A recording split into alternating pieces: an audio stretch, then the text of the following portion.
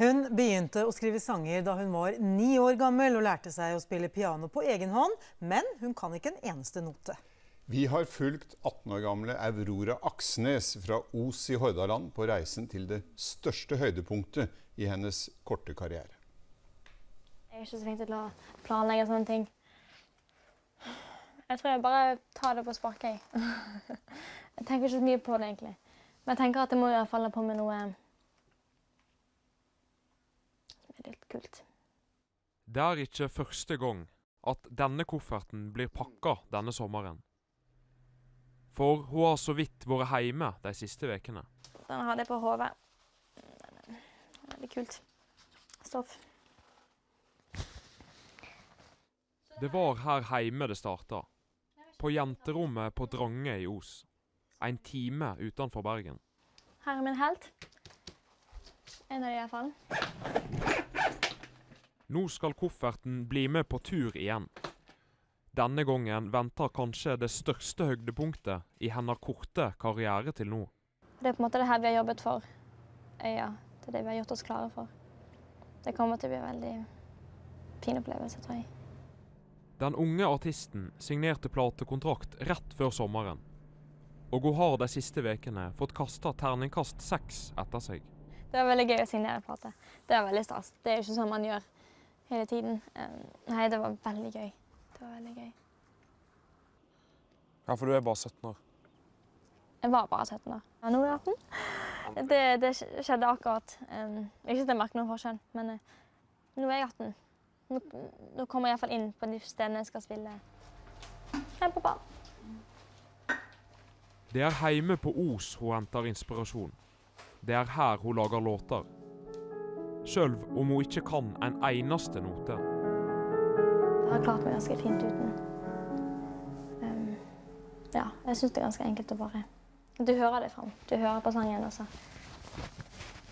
Venter du helt til den når fingrene dine, og så spiller du. And she's going on a journey, always walking down the road. And the water is always calling, my little child, please come home.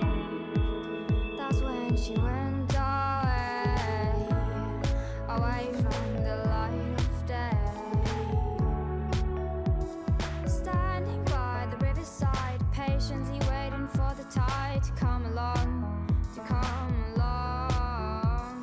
The water's going to feed and on her body wind so cold and sweet, so cold and sweet. Dette her kan vi. Dette skal vi klare. Kom igjen. En siste øving med bandet før de entrer en litt større scene. Landets største festival er rett rundt hjørnet. Men jeg føler vi har kontroll. Vi kommer til å gjøre det bra på øya.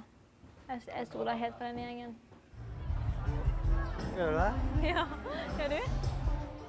En rask svipptur innom festivalområdet for å se. Men avtalene står i kø, så hun må forte seg videre. Nå skal jeg inn på P3-intervju. Hei! Så det er veldig bra å få treffe deg endelig. Ja, hei! Jeg er Nora.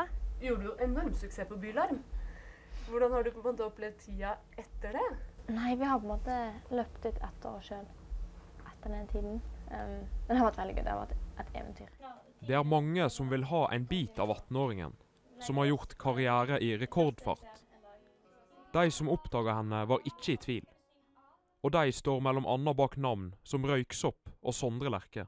Det var en kollega av meg som så en video av henne på Facebook. Og vi så vel med en gang at hun var usedvanlig spennende og flink artist. Jeg kommer til å bli nervøs, tror jeg. Men jeg håper jeg blir nervøs. Det er jo litt gøy å være nervøs også. Det blir trist hvis jeg aldri skal være nervøs mer.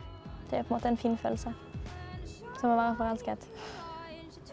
Rett før det går på scenen. Towards the sky, towards the sky.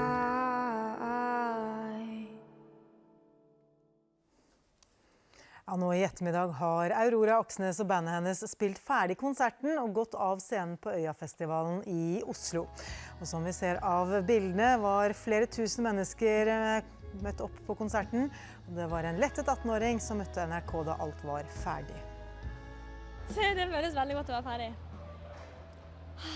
Ja, nå skal jeg opp og spise en is. Det er neste plan.